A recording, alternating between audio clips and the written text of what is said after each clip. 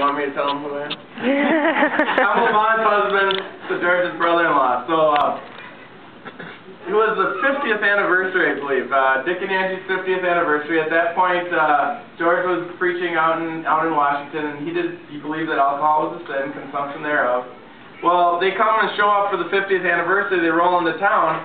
Dick and Angie, and I believe Aunt Jenny, and they were all in a restaurant having a little bite to eat back in Kendall, Wisconsin. And if any of you have ever been to Wisconsin, it's impossible to get in a restaurant without walking through the bar first, right? Well, George said, my faith prohibits me from drinking or even stepping foot in such a place. So you all come out here. Dick said, you stand up there. We'll be done in a half hour, you can wait up there. Well, okay, George didn't like that, but nobody was budging. So I remember he's standing out there, and he takes this running start, and he leaps this high. There was only about 15 feet of the bar section before he gets in the restaurant. I think he ended up touching 1 foot down in the bar before he landed. So he finally got in there, and everything was good, and then he discovered they had a back door, and so he left that way. But now, a few years later, he reforms, he comes out, he lives with Frank, and Frank re-educated him on some of the finer things of life, including beer.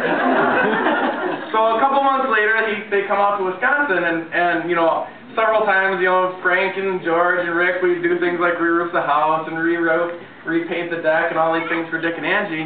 And I always would bring some beer up, and then it was like, oh, George, there's a soda around here somewhere for you. Well, this time he was so happy because he was like, Dan, I can drink beer with you. All right. Well, I got the thing for you, George. I brewed up this home brew. It was the darkest, strongest stuff. I could barely drink it.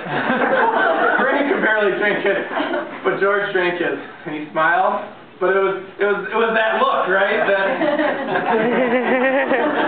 But he wasn't going to be outdone, so he drank it down. It took him 5 years to finally say, you know, Dan, that was the most awful stuff ever. But you and Frank liked it, so maybe now I'll like it. Do you have another bottle? No, George, I used it to start a fire. He was a man of conviction. Whatever it was he believed it 100%. And even if it meant, you know, jumping 15 feet through the air, you got to honor the guy for that.